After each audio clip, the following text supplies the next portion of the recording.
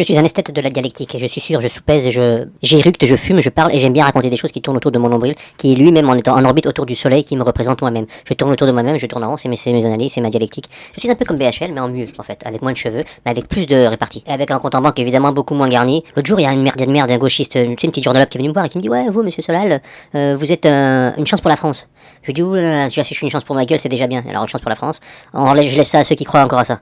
Vous savez pas ce que ça veut dire une chance pour la France, un CPF chance pour la France. En réalité, vous dites chance pour la France, mais nous on comprend un bougnoul, un arabe, quoi. C'est comme ça qu'on utilise le terme. Chance pour la France, CPF, ça évite d'être raciste en étant raciste, et on se fait comprendre par les blaireaux du même acabit que nous-mêmes. C'est facile, c'est pratique, ça mange pas de pain. Est-ce que tu connais la différence entre un juif et un maghrébin? Bah, ça se voit à la taille du portefeuille. Elle est pas drôle, elle est crifesque, je suis mort de crift.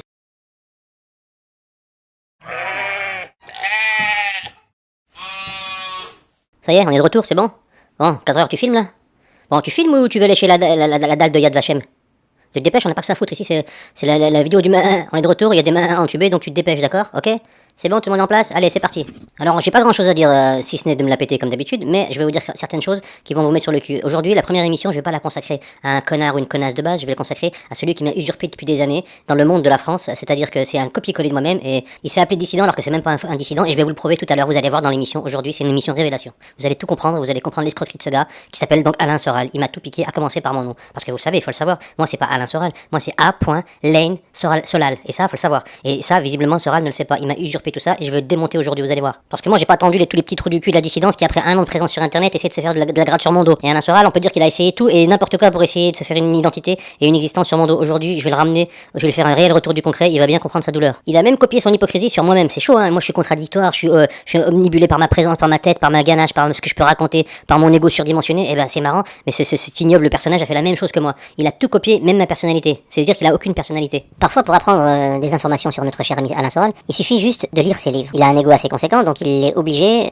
de parler de lui-même. Et c'est ce qu'il fait dans la plupart de ses ouvrages, en particulier dans son livre La vie d'un vaurien. Alors, idéologiquement, et il le dit donc dans cet ouvrage, qu'il a créé sa culture dans la série de livres d'ouvrages de la collection Que sais-je. C'est lui qui le dit dans son livre La vie d'un vaurien. Donc c'est-à-dire qu'il a fait des compressions de savoir via ses livres. C'est des grosses fiches de lecture de une centaine de pages sur tout un tas de sujets. Et apparemment, et c'est pas apparemment puisque c'est lui qui le dit, ou alors il mitonne. Peut-être qu'il mitonne, mais je vois pas l'intérêt de mitonner là parce que ça le dessert. Donc il explique qu'il s'est formé sur les grandes idées de ce monde en lisant les collections d'ouvrages de la collection donc Que sais-je. C'est vrai que on gagne du temps quand on prend ce genre d'ouvrages. Ça permet d'avoir un concentré d'un sujet sans se coltiner 10, 20, 30, 40 ouvrages, donc des heures et des heures et des heures et des semaines entières à lire des livres. Donc il a conceptualisé notre monde via des fiches de lecture, alors sans s'embêter à passer des mois à lire. Ce qui n'est pas le cas de quelqu'un qui lit vraiment les ouvrages dans différents domaines. Et là, ça lui prend des années et il peut pas être hétéroclite à ce point-là. Il peut parler, il peut connaître quelques sujets vraiment en profondeur. Et après, il peut survoler sur il peut être assez précis grâce à ça.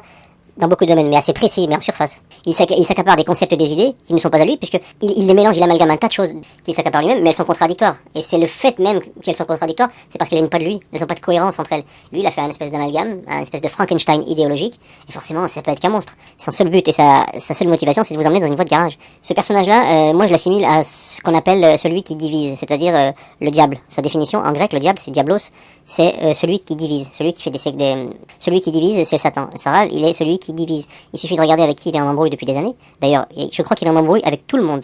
Il n'y a personne qui n'est pas embrouillé avec lui dans ce qu'on appelle dans le milieu de la dissidence. Et donc sa frangine avait écrit un livre, et qu'est-ce qu'elle raconte dans ce bouquin? On apprend des choses sur Alain Soral, l'escroc, le vrai patriote. Et ben il faut savoir qu'au lieu de faire le service national, lui il a préféré se faire réformer en se faisant passer pour un fou. Il a été classé P4, c'est-à-dire c'est un cas psychiatrique grave. Donc c'est un vrai patriote, lui, il voulait vraiment défendre la France. C'est la meilleure chose, c'est en se faisant classer P4. C'est l'esquive rotative scolastique nationaliste, évidemment. C'est comme ça qu'on défend son pays, en esquivant l'armée, tout à fait. Ça on reconnaît le Soral, le vrai, le beau, le bien, le vrai, le faux, et surtout l'enculerie. Je suis patriote, donc je fais pas l'armée. C'est très logique. Si c'est faux, il a qu'à faire un procès à sa frangine. C'est écrit dans son livre, c'est pas moi qui le dis, faut le savoir ça aussi. Alors, autre chose que j'aime bien aussi, c'est qu'il se fait passer pour quelqu'un de sportif et tout, alors que dans la vraie vie, c'est un hystérique. Il est complètement fêlé, il est complètement sous coke. Je passe l'épisode du subtexte, on n'a pas besoin d'en revenir. Par contre, ce qu'il aime bien, et ce qu'il dit en parlant de décès de Jean-Luc Delarue, il explique que je suis plutôt dans la paix des opiacés que dans l'hystérie de la cocaïne. Ça, c'est balèze. Donc, il dit qu'il est drogué, qu'il prend des opiacés, et donc ça en fait un mec sain, c'est ça, c'est exactement ça. Mais son logiciel marxiste-léniniste, il le prend toujours de court, ça le déborde tout le temps, parce que en 2003, le 7 mai 2003, dans l'émission Vie privée et vie publique, qu'est-ce qu'il nous raconte, cet adorateur de Maurras et de Michelet? Il nous dit, je n'aime pas la famille, je suis un gars du Nord. La famille méditerranéenne, c'est pas un modèle obligatoire. J'ai compris qu'il ne fallait pas trop s'aimer dans la famille. Ça veut dire quoi ça, Alain Soral? Tu peux nous expliquer cette histoire de gens du Nord qui n'aiment pas leur famille? Si on comprend bien, quand on est patriote, on doit pas aimer sa famille, c'est la logique des choses. À la base, une nation, c'est construit par une famille. Le cœur de la famille, c'est la nation. Il y a une famille, le père, les oncles, les frères, les tantes, et ensuite ça fait des cousins, des tribus, et ça fait une nation. C'est l'origine même d'être patriote, et avoir une famille. Si toi tu la détestes la famille, comment tu peux être un représentant digne de la dissidence nationale française? Tu peux m'expliquer cette contrepétrie anarchique? Une analyse freudienne devrait remettre tout ça en place parce que le marxisme que tu utilises dans cette réflexion n'a aucun sens abouti. Et Mamon est de la partie, et ça c'est clair et net. Mais mieux que ça, celui qui tapine en définissant les gens comme des hommes ou des femmes en fonction de leur caractère, lui-même est un gros mytho. C'est-à-dire qu'il s'invente un faux diplôme d'instructeur de boxe alors qu'il n'a jamais été instructeur de boxe de toute sa vie. En se renseignant auprès de la Fédération française de boxe, on s'aperçoit qu'il n'y a aucun diplôme d'instructeur de boxe au nom de Alain Bonnet. Bienvenue à la Fédération française de boxe. Faites le choix 1 pour la direction administrative.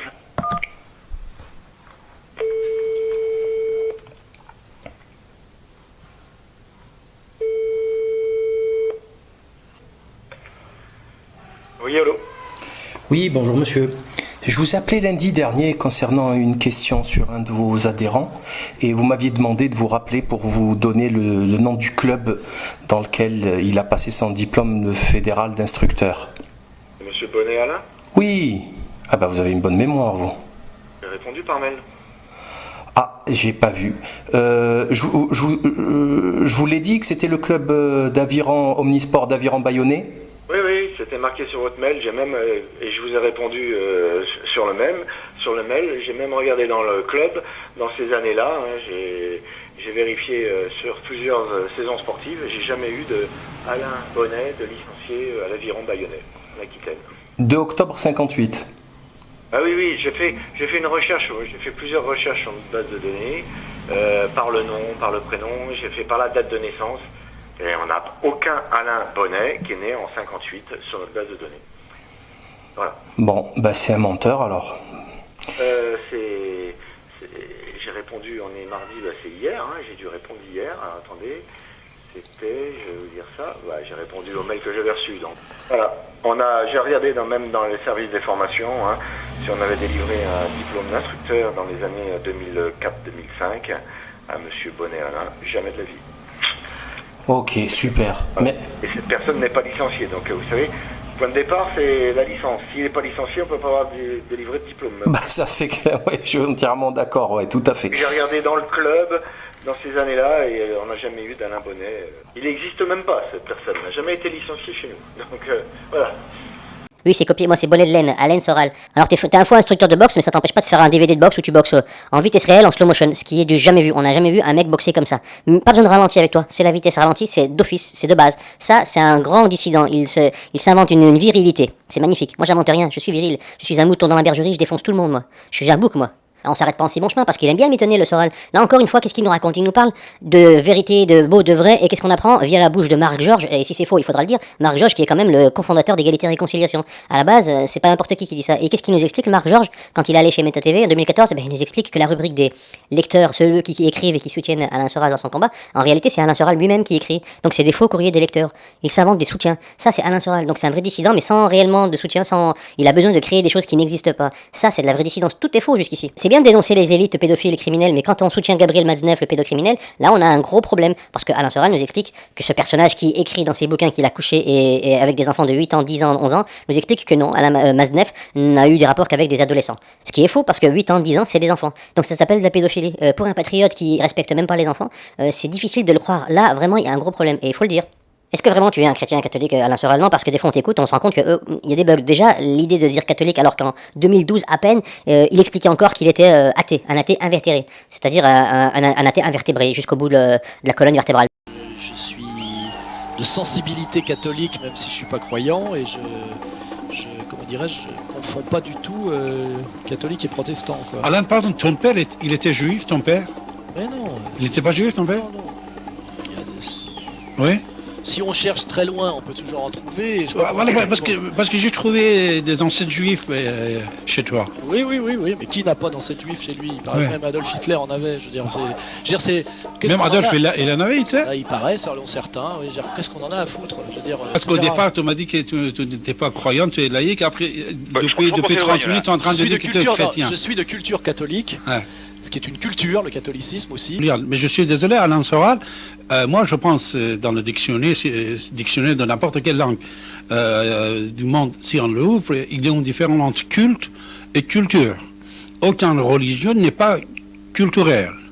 Toutes les religions, c'est des cultes. C'est des systèmes de valeurs, les religions. Excusez-moi, c'est un rapport au temps, un rapport à la femme, un rapport à la mort, un rapport à l'argent, tout ça, c'est des cultes. Ce n'est pas de culture. Oui, mais je m'en fous, moi.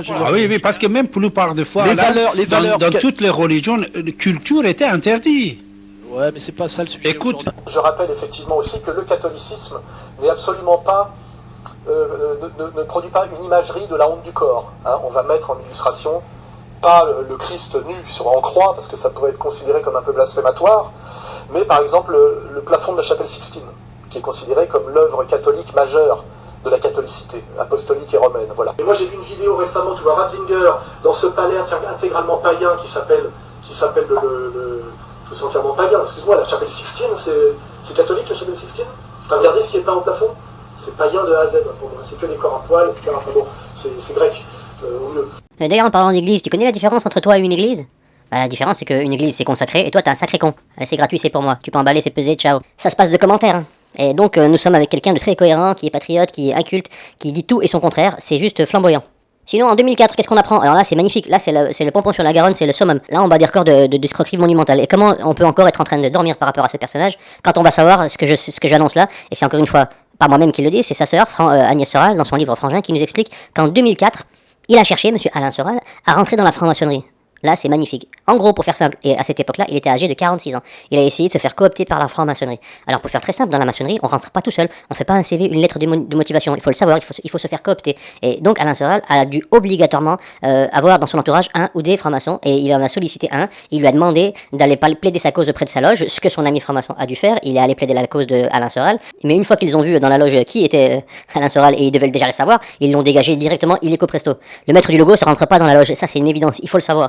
Et ce qu'il faut savoir également, c'est que quand on a 46 ans et qu'on et on est du côté du patriotisme et de la nation et qu'on veut manger de l'antre de la bête en s'affiliant à la franc-maçonnerie, on a un gros problème de cohérence. Donc les moutons, à ce moment-là, dans la vraie vie, vous devriez avoir 15 alarmes qui s'allument autour de ce personnage usurpateur et contradictoire. Pourquoi personne ne relève ce genre de contradiction énorme? C'est grave, vous êtes vraiment des moutons. Moi personnellement, sans preuve aucune, mais par pure déduction, je suis persuadé qu'Alain Soral, il a sollicité son ami Philippe Péninck. On va y arriver sur Philippe Péninck. Lui, c'est lui qui a dû lui proposer. Il lui a demandé de le coopter. Alors souvent, quand on dit qu'Alain Soral est raciste, d'autres nous diront mais non, vous avez l'esprit mal placé, vous êtes de haineux, blablabla. Mais bien sûr. Alors juste pour quelques exemples très rapides. Dans son livre, toujours c'est Alain Soral qui parle, c'est pas moi. Donc il a eu le temps de l'écrire, ce que je vais lire. Il a réfléchi. Il y a une maison d'édition, donc il y a des gens qui ont corrigé son texte, qui l'ont relu, ils ont débattu. Et c'est Alain Soral qui écrit ces quelques mots. Écoutez bien. Les Maghrébins, les Africains et la tiers-mondisation de la France ont baissé le niveau de civisme. Donc là, il nous explique Alain Soral que c'est à cause, en priorité, des Maghrébins et des Africains, et ensuite de la tiers-mondisation de la France, c'est-à-dire l'écroulement de la scolarité et du civisme en France, qui ont fait baisser le niveau donc de civisme. Ça sous-entend que ces gens-là, ils sont sous-développés, ils ne respectent aucune règle, ils ont un niveau d'éducation très en dessous de celui des Français, puisque c'est ce qu'il explique, on comprend ça. Donc Alain Soral, de deux choses l'une, ou tu es suprémaciste, et je pense que c'est ton cas, et ce qui n'est pas le cas d'un moujon comme moi, Alain Soral, moi je suis pas suprémaciste, je suis juste un crevard qui pense à gagner de l'oseille, mais je suis un mouton, on est tous pareils. Toi, tu nous as entubés, enfin, t'as entubé les Français tu as entubé les gens avec ta fausse dissidence, mais tu es un vrai raciste. Et la question qui se pose, c'est que les Maghrébins et les Africains qui te suivent encore et qui derrière toi, en cœur, comment ils peuvent encore valider ce que tu es, sans avoir un problème de contradiction par rapport à ce que tu dis sur eux. Et ça, c'est fort. En tout cas, tu leur as bien glissé une quenelle, et c'est formidable qu'ils ne s'en soient toujours pas rendu compte pour les moutons de ces origines-là qui te suivent encore.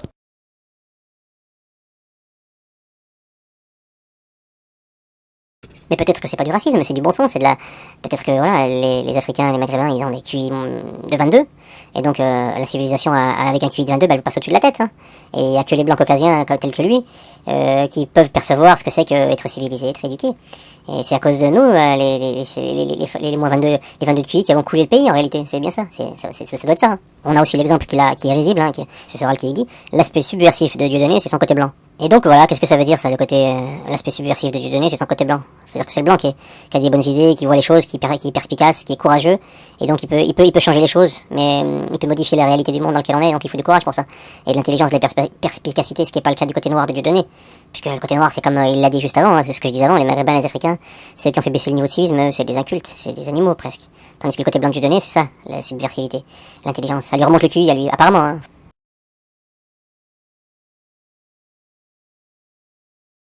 Bon, on arrive à Philippe Péninck. Philippe Péninck, c'est le boss de Alain Soral. Lui, il a financé Alain Soral avec des enveloppes en liquide qu'il distribuait directement à Alain Soral pour lui permettre de vivre. Pendant des années, il lui a filé des espèces. Et ça, c'est pas moi qui le dis. Tout le monde le sait. Et comment on le sait? Parce que, entre autres, hein, c'est pas le seul à l'avoir dit. C'est Marc-Georges qui le dit. Et si c'est faux, il faudra encore une fois qu'il porte plainte contre lui en diffamation. En tout cas, c'est toujours pas le cas. Donc ça prouve que vraiment Alain Soral a été financé par ce franc-maçon Philippe Péninck. Philippe Péninck qui est un ami de Marine Le Pen, il faut le savoir. Pourquoi je parlais de Péninck? Parce que, bon, comme tu sais, Péninck était Laibi en a parlé. Bon, en fait, qui est Péninck? C'est un mec qui vient de l'ancêtre du GUD et pas du GUD, comme dit Laibi.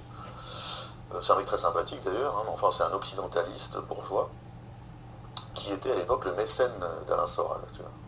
C'est-à-dire qu'il l'aidait mensuellement à vivre parce qu'il avait compris, lui aussi, comme moi d'ailleurs, mais pas pour les mêmes raisons, quel était le potentiel d'Alain. Il y avait en quelque sorte un peu une alternative entre Péninck et moi, si tu veux. Et je prends l'exemple d'un autre acte fondateur d'ER, qui est la visite de Dieudonné au BBR, si tu veux. Tu t'aperçois que, je ne sais pas si tu as déjà vu les images. Oui, c'est ça.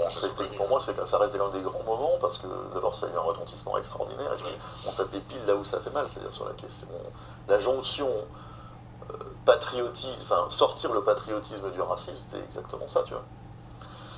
Et tu t'aperçois que Soral n'est pas là. Pourquoi il n'est pas là? Bon, d'abord, c'est l'initiative que j'avais suggérée à Dieudonné, qui avait accepté, que j'avais proposé à Le Pen, qui avait accepté aussi. Donc il y avait quasiment que eux, que Dieudonné, moi et Le Pen qui étaient au jus, quoi.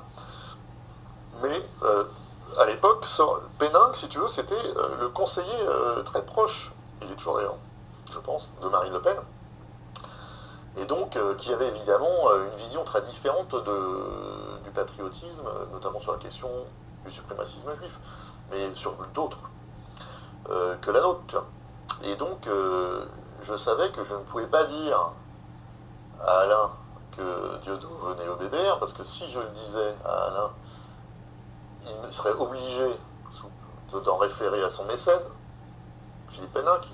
Philippe Péninck lui-même, en tant que conseiller de Marine Le Pen, serait obligé d'en référer à Marine Le Pen, et que si Marine Le Pen le savait, elle empêcherait la venue de Dieudonné au BBR. C'était aussi simple que ça. Donc déjà, si tu veux, il y avait une sorte de verre dans le fruit dès le départ, et d'ailleurs ça s'est vérifié sur place, puisque Dieudonné pourrait le enfin, si il le raconte dans une interview. En fait, dans une interview, il raconte qu'il allait là-bas et que Marine Le Pen était avec la LDJ. C'est ça? Ouais, il y avait la LDJ sur place. Et voilà, qu'elle a refusé de lui serrer la main. Elle s'est enfermée dans un bureau. Elle s'est enfermée dans un bureau, voilà. Elle s'est enfermée dans un bureau et elle hurlait en pleurant avec sa sœur, Yann, la grande sœur, qui est un phénomène aussi dans son genre. On doit dire Marine Empire, quelque part.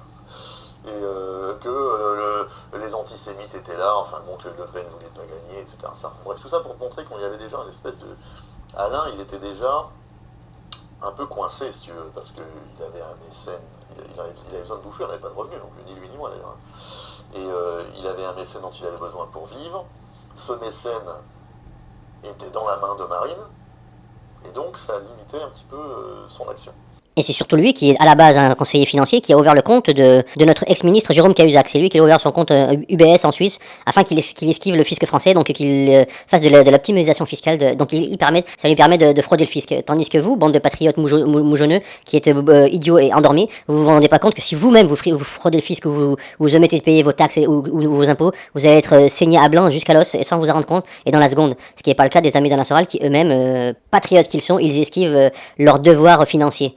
Ce qui est vraiment patriote. Hein. Donc là, on est dans une cohérence totale, surtout que c'est un franc-maçon qui permet ce genre d'entourloupe et qui est le boss de votre boss. C'est magnifique. Moi, je dis que ça mérite une flagellation en public à tous les moujons qui le suivent encore. Est-ce que les moujons, ils le savent que Philippe Péninck, c'est l'ami particulier d'un certain Jean-Claude Nataf? Jean-Claude Nataf, qui c'est? Eh ben, c'est le boss de la LDJ. Le boss de la LDJ, la Ligue des Défenses Juives. Il y a juste un bug, là, je croyais qu'Alain Soral, c'était un antisioniste qui avait un gros problème avec justement tout ce qui était extrémiste juif. Là, apparemment, son patron, Philippe Péninck, celui qui l'entretient, eh ben, c'est le pote au gars de la LDJ. Comment on peut être en accord avec ça? Quand on sait ça, comment on peut continuer à suivre votre gourou, Alain Soral? C'est magnifique. Moi, je dis, il y a un gros souci de cohérence. Il va falloir revoir vos pensées et vos réflexions parce que là vous avez cramé vos neurones.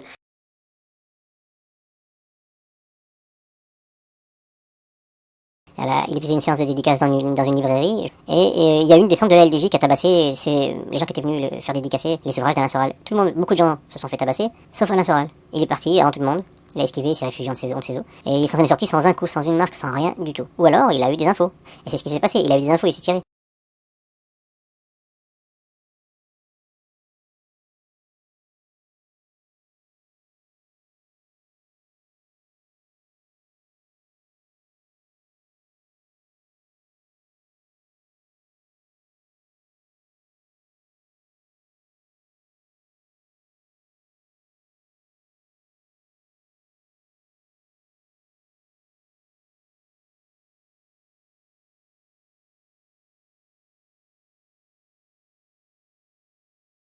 soufflet à l'ancienne, c'est de l'art.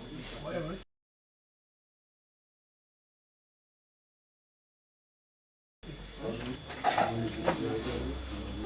Et aussi, vous n'avez pas lu celui-ci.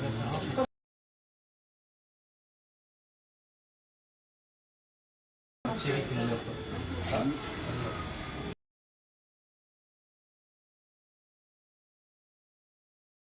Je sais pas. Je fais ce qu'on me dit.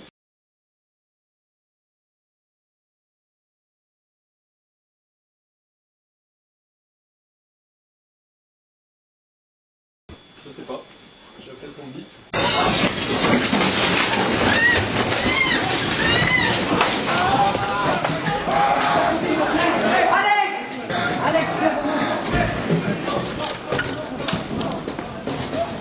Mais qu'est-ce qu'il foutait les mecs dehors, merde, putain! Oui, bah donc, on me stresse pas. Je devrais un courant encore. Vous pouvez pas appeler la police? Vous pouvez pas appeler la police? Je suis sous choc, je peux pas.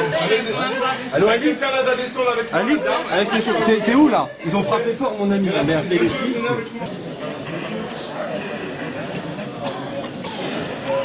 Ali.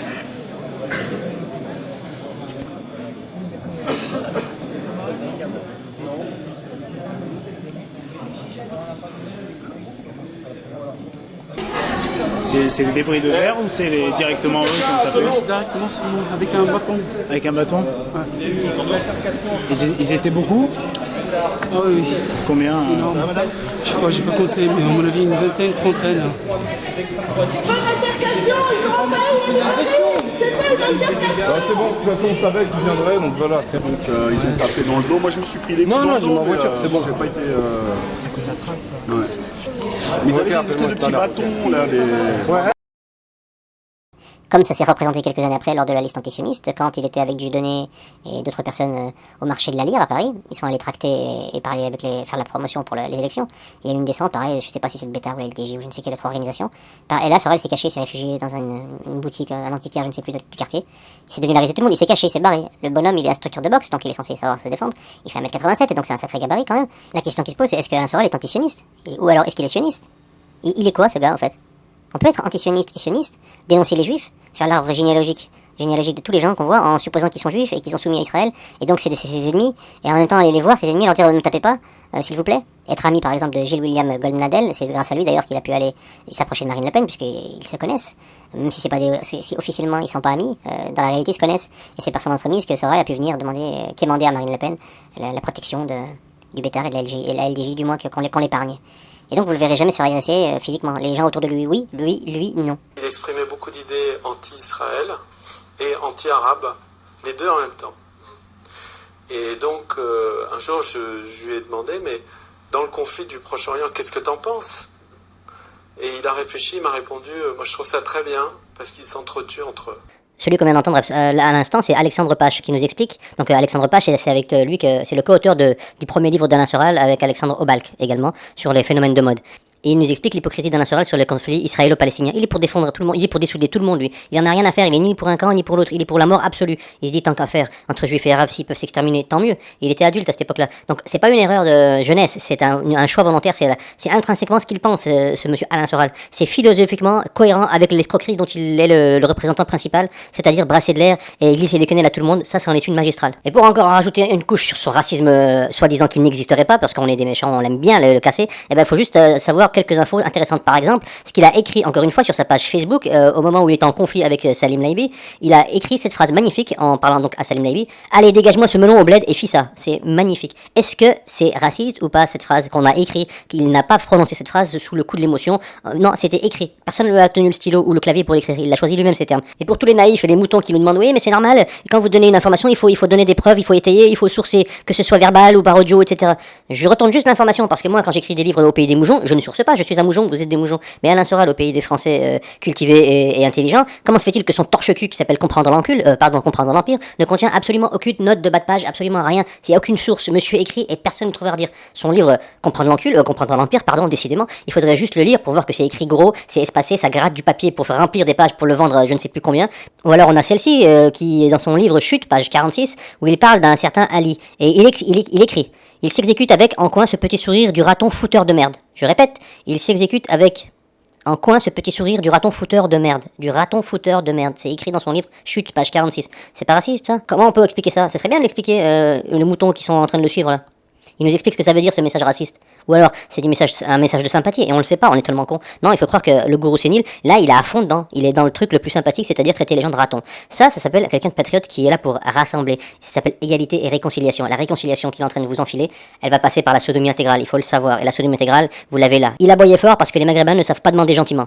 Alors à ses yeux, à cet escroc franco-suisse, mais plus suisse que franco d'ailleurs, et franco il l'est pas du tout, absolument pas. Qu'est-ce qu'il nous explique? Les Maghrébins, ils sont toujours en train d'aboyer, donc pas éduqués, ça rejoint ce qu'il disait avant, mais surtout, il explique ils peuvent pas demander gentiment. Demander quoi? Qu'est-ce qu'il demandait? Pour lui, un Maghrébin, il est toujours en train de solliciter, de demander, il est pas foutu d'obtenir quelque chose de lui-même, il est toujours dans la quête, il tend la main, mais c'est toi qui tends la main, la Soral. Tu le sais pas que Philippe Péninck, c'est lui qui te donne l'argent, c'est la main qui est en dessous, qui reçoit, qui est soumise à celle qui donne, tu le sais, Napoléon l'a dit, et toi, tu es exactement là-dedans. Tu expliques la chose que toi tu appliques, mais tu l'as fait porter aux autres, c'est formidable. Faudrait quand même que tu nous expliques par quelle rhétorique verbale ou enfumage cérébral tu arrives, je sais pas si c'est le logos grec ou si c'est le marxisme-léninisme poussé à son extrême par voie rectale, avec en suppositoire qu'on prend par le cachet en intraveineuse. Faudrait que tu nous expliques, peut-être que c'est le subutex que tu t'envoies tous les jours qui te fait dire tout et son contraire, mais ce genre de remarques, il faudrait que tu les étayes, espèce de nigo, espèce de raciste. Hein, ça serait bien, ça serait intéressant. Voleur de concept, qui est même pas foutu de trouver un concept à lui-même, il se prend ça dans les que sais-je et dans les ouvrages de différents penseurs.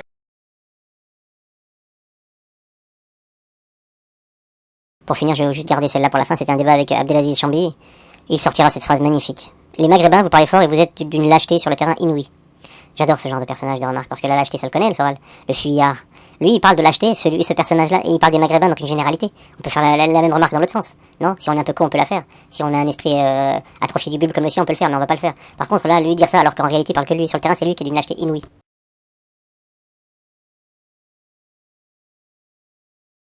Soral ne peut être qu'un dissident puisqu'il a de nombreux procès sur le dos, ce qui est bien la preuve que c'est un dissident. Sinon, il n'aurait pas de procès sous-entendu.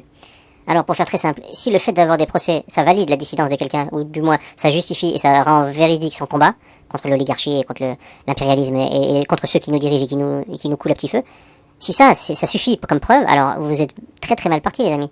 Parce que si on rentre là-dedans, alors Sarkozy, c'est un vrai combattant du système aussi. Il a eu je sais pas combien de procès, il ne fera jamais de prison, il passe toujours entre les bouts, il a eu des condamnations bidons, en fait, des non-lieux, des choses comme ça. Et pas que lui, il passe quoi? Il en a fait Balkany. Alors, il vient juste de rentrer en prison, mais pendant des années, il est passé entre les gouttes. Donc le fait d'avoir des procès, etc., des amendes, des condamnations, même si vous faites pas de prison, est-ce que ça justifie donc si on écoute, ça justifie la véracité de leur combat? Et les hommes politiques, il y en a plein, et des crapules de haut niveau, des traîtres à la patrie, des vendus, des girouettes de haute catégorie, il y en a plein, il n'y a que ça. Donc ils sont tous sincères, donc ça justifie que c'est des gens contre le système, si on suit cette logique. Ou est-ce que c'est un leurre, puisqu'il n'y a pas de condamnation ferme? Si vous voulez faire taire quelqu'un, on est assez radical, on s'est pas gêné en France pour faire taire certaines personnes qui étaient gênantes. Et j'en citais que deux, les plus connus, qui sont morts de manière violente, Daniel Balavoine et Coluche, en très peu de temps d'ailleurs. Et je ne cite que eux deux, il y en a beaucoup d'autres. Mais pour Coluche et Balavoine, c'était des vrais dissidents. Et ils l'ont payé de leur vie. Il n'y a pas eu de procès, de faux procès, de machin, de trucs. Non, c'est accident de moto, accident d'hélicoptère. Et ça reste dans le flou. Rien n'est clair. En France, on s'est jamais gêné pour faire disparaître les gens. Ou pour faire disparaître aussi les pions qui n'étaient plus utiles. L'exemple de Philippe de Dieu-le-Veut, qui a disparu au Zambèze, dans le fleuve Zambèze. Lui, c'était un agent, un espion. On s'en est débarrassé. Est-ce qu'il s'est fait assassiner par les hommes de Mobutu? Est-ce que c'est les services secrets français qui l'ont zigouillé? Ou autre chose, des mercenaires qu'on a envoyés, qu'on a commandité? Bref, on ne saura jamais. Il y a différentes versions qui expliquent cela, qui donnent différentes sources, différentes conclusions. Mais le fait est que c'était un agent des services secrets français, c'était un agent de renseignement, et on l'a éliminé. Et on élimine les gens qui nous gênent, on élimine les gens avec qui on a travaillé et qui nous gênent donc aussi, puisqu'ils connaissent beaucoup de choses, et on élimine des dissidents, ceux qui gênent vraiment. Là, Soral, avec ses procès qui finissent rien, ils vendent toujours ses livres, même ses censures. Elles sont risibles, ces censures. Faut être naïf pour croire encore que ces censures, elles sont valables. Toutes les pubs qu'on lui a faites avec Valls qui l'a attaqué, c'était de la pub, camouflée. Soral, il sert à quelque chose, et c'est pas pour rien qu'il est là, qu'il est toujours dans une espèce d'impunité. Il a tellement de choses à dire, et je vais pas en rajouter encore, mais imaginez, pour conclure sur les procès, que le fait d'avoir des procès justifie son vrai combat et la véracité de qui il est et de ce qu'il fait. Faut être vraiment frappé du sceau de la connerie pour valider ça. Il y a une chose qu'il faudrait faire, et je vais reprendre un conseil de Aimé Jacquet, conseil qu'il avait donné à Robert Pires pendant la Coupe du Monde de 1998. Il a dit: Robert, muscle ton jeu, sinon tu vas aller au-delà de grandes déconvenues.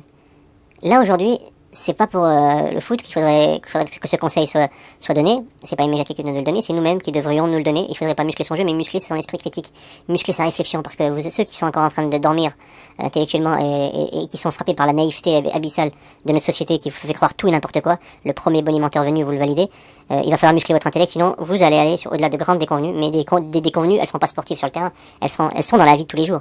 Votre monde va s'écrouler le jour où vous allez découvrir la réalité dans laquelle vous êtes engagé. Et ça, c'est important. Donc musclez votre esprit critique. L'entretien du vient de se terminer. Je vous donne rendez-vous pour de nouvelles aventures le mois prochain. Nous allons parler de choses et d'autres, mais surtout d'autres choses, autres que ce personnage vil et sénile qui est Alain Soral, l'escroc. Sa parenthèse est fermée. Passons à autre chose. Je vous donne donc rendez-vous très prochainement. Soyez attentifs.